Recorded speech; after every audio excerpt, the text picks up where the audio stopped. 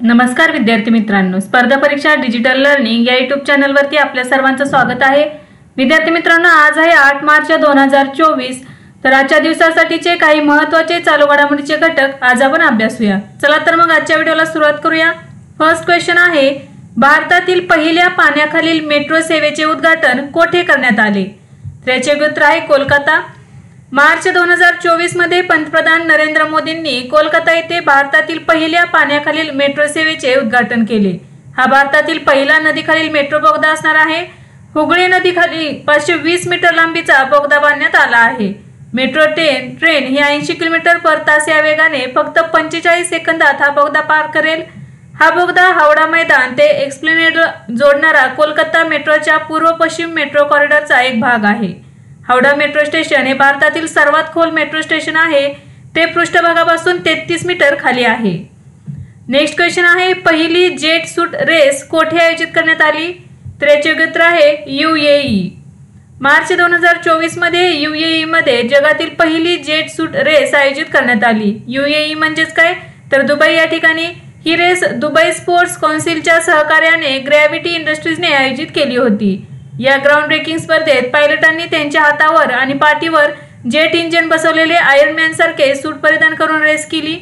Jet सूट pilot United किंगडमचा इसा कॅल्फॉन हा या शर्यतीचा विजेता ठरला। ही शर्यत दुबईतील मरीना बीचवर पार पडली। नेक्स्ट क्वेश्चन आहे, केई पन्न्यूर हा कोणत्या राज्यातील 26वा जिल्हा बनला आहे?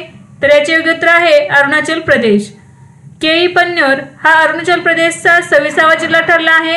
लोअर सुबनसिरी पासून क्षेत्र वेगळे करून केई पन्न्यूर अरुणाचल प्रदेशातील 26वा जिल्हा बनला आहे। या जिल्ह्याचे मुख्यालय तेर गॅपिन सॅम सार्थ हे असणार आहे। न्याशी समाजाच्या मागणीनुसार या नवीन जिल्ह्याची निर्मिती करण्यात आली आहे। नेक्स्ट क्वेश्चन आहे, नुकतीच इंदिरा गांधी प्यारी बहिणा सुख सन्मान निधी योजना कोणत्या राज्यात सुरू करण्यात आली आहे? तर याचे योग्य उत्तर आहे हिमाचल प्रदेश। मार्च 2024 मध्ये हिमाचल प्रदेशचे मुख्यमंत्री सुखविंदर सुखू यांनी इंदिरा गांधी प्यारी बहिणा सुख सन्मान निधी योजनेची घोषणा केली आहे। ही योजना राज्यातील महिलांचे सक्षमीकरण करण्याच्या उद्देशाने सुरू करण्यात आली आहे। या योजनेअंतर्गत पात्र महिलांना मासिक रुपये 1,500 स्टायपेंड मिळेल। 18 वर्षांपेक्षा जास्त वयाच्या सर्व मुलींना प्रतिवर्ष 18,000 रुपये या योजनेअंतर्गत मिळणार आहेत। नेक्स्ट क्वेश्चन आहे, दरवर्षी आंतरराष्ट्रीय महिला दिन कधी साजरा केला जातो? तर याचे उत्तर आहे 8 मार्च। दरवर्षी 8 मार्च रोजी आंतरराष्ट्रीय महिला दिन साजरा केला जातो। लिंग समान जग निर्माण करण्यात मदत करण्यासाठी आणि जीवनाच्या प्रत्येक क्षेत्रात स्त्रियांच्या उपलब्धी आणि त्यांची वाढती दृश्यमानता साजरी करण्यासाठी हा दिवस साजरा केला जातो। हा दिवस जगभरातील महिलांच्या आर्थिक, सामाजिक, राजकीय आणि सांस्कृतिक कामगिरीचा उत्सव साजरा करतो। युनायटेड नेशन्सने महिलांमध्ये गुंतवणूक करा, प्रगतीचा वेग वाढवा या थीम खाली आंतरराष्ट्रीय महिला दिन 2024 साजरा केलेला आहे। तर लक्षात ठेवा की आंतरराष्ट्रीय महिला दिन 2024 ची थीम काय आहे? तर महिलांमध्ये गुंतवणूक करा, प्रगतीचा वेग वाढवा। 1975 मध्ये संयुक्त राष्ट्र संघाने 8 मार्च हा आंतरराष्ट्रीय महिला दिन म्हणून साजरा करण्यास सुरुवात केली। नेक्स्ट क्वेश्चन आहे, भारतासाठी 100 कसोटी सामने खेळणारा 14वा खेळाडू कोण ठरला आहे? तर याचे उत्तर आहे रविचंद्रन अश्विन। भारताकडून 100 कसोटी सामने खेळणारा रविचंद्रन अश्विन हा 14वा खेळाडू ठरला आहे। मार्च 2024 मध्ये धर्मशाळा येथील हिमाचल प्रदेश क्रिकेट असोसिएशन स्टेडियमवर इंग्लंड विरुद्धच्या 5व्या कसोटी सामन्यादरम्यान त्यांनी ही कामगिरी केली। 2011 मध्ये वेस्ट इंडिज विरुद्ध नवी दिल्लीत कसोटी पदार्पण करणारा अश्विन 100 कसोटी सामने खेळणारा तामिळनाडूचा पहिला खेळाडू ठरला आहे। रविचंद्रन अश्विन व्यतिरिक्त इंग्लंडचा जॉनी बेअरस्टो देखील इंग्लंडसाठी 100वा कसोटी सामना खेळत आहे। नेक्स्ट क्वेश्चन आहे, गोवा येथील नेव्हल वॉर कॉलेजच्या चोला इमारतीचे उद्घाटन कोणी केले? तर याचे उत्तर आहे राजनाथ सिंह। मार्च 2024 मध्ये संरक्षण मंत्री राजनाथ सिंह यांनी नौदल युद्ध महाविद्यालयात चोला भवनचे उद्घाटन केले। चोल राजवंशाच्या नावावरून चोल भवन हे नाव देण्यात आले आहे।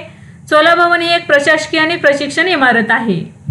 नेक्स्ट क्वेश्चन आहे, भारतातील पहिले सरकार समर्थित OTT प्लॅटफॉर्म कोणत्या राज्यात सुरू करण्यात आले आहे? तर याचे उत्तर आहे केरळ। मार्च 2024 मध्ये केरळचे मुख्यमंत्री पिनराई विजयन यांनी कैरोली थिएटरमध्ये सरकार समर्थित OTT प्लॅटफॉर्म सुरू केला आहे। हे OTT प्लॅटफॉर्म केरळ सरकारच्या सांस्कृतिक कार्य विभागाने जारी केले आहे। हे सी स्पेस केरळ राज्य चित्रपट विकास महामंडळाद्वारे व्यवस्थापित केले जाईल। सी स्पेस OTT प्लॅटफॉर्म विशेषतः लोकांसाठी माहितीपूर्ण आणि मनोरंजक सामग्रीचे मिश्रण प्रदान करेल। OTT क्षेत्रातील वाढता असमतोल आणि विविध आव्हानांना सामोरे जाण्यासाठी हे सुरू करण्यात आले आहे। मल्याळम सिनेमा आणि उद्योगाच्या प्रचारासाठी ही सरकारी मालकीची कंपनी असणार आहे। 60 सदस्यांचे पॅनल या OTT प्लॅटफॉर्मसाठी सामग्री निवडेल आणि मंजूर करेल। नेक्स्ट क्वेश्चन आहे, मूडीजने भारताच्या GDP वाढीचा अंदाज किती वाढवला आहे? तर याचे उत्तर आहे 6.8%। तर जागतिक रेटिंग एजन्सी मूडीजने मार्च 2024 मध्ये भारताच्या 2024 GDP वाढीचा अंदाज 6.1% वरून 6.8% पर्यंत वाढवला आहे।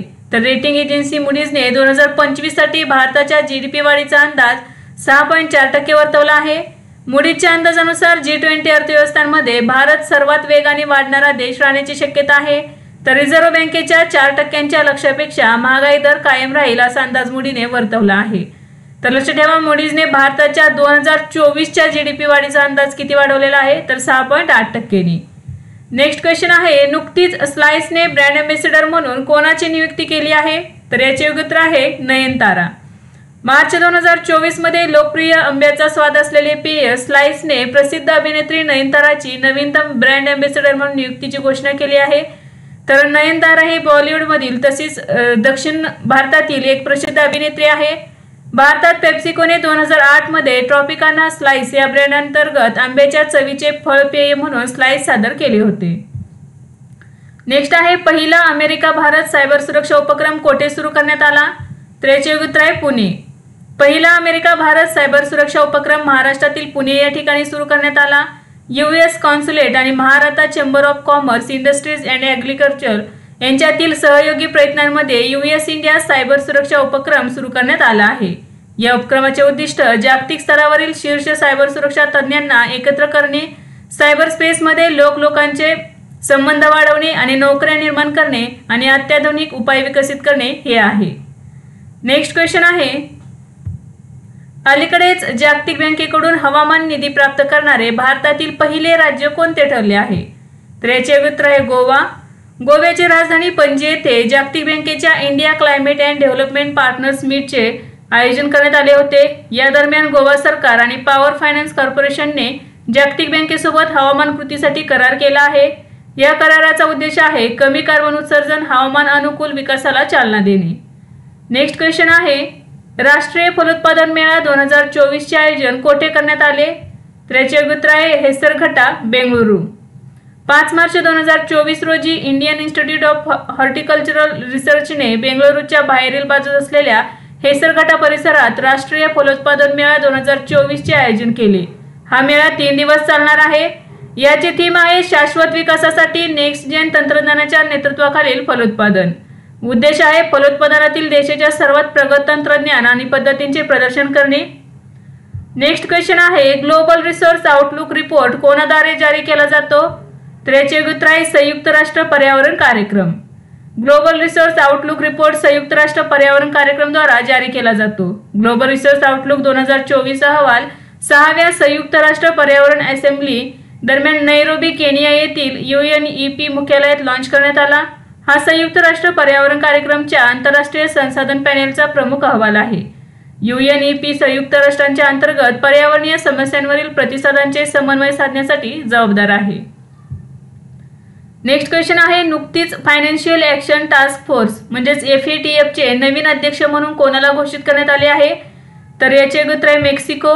मार्च 2024 मध्ये मेक्सिकोची पुढील 2 वर्षांसाठी FATF चे अध्यक्ष म्हणून नियुक्ती करण्यात आली आहे। मेक्सिकोच्या एलिसा डी अँडा मद्राजो यांची FATF चे चेअरपर्सन म्हणून नामांकन करण्यात आले आहे। फायनान्शियल ॲक्शन टास्क फोर्स ही एक आंतरसरकारी संस्था आहे। 1989 मध्ये पॅरिसमध्ये झालेल्या G7 शिखर परिषदेद्वारे त्याची स्थापना झाली होती।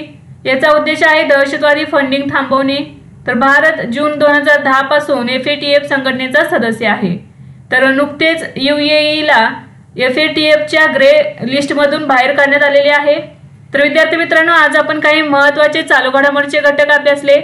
यासारखेच नवनवीन व्हिडिओ पाहण्यासाठी चॅनलला लाईक करा आणि सबस्क्राइब करायला विसरू नका। धन्यवाद।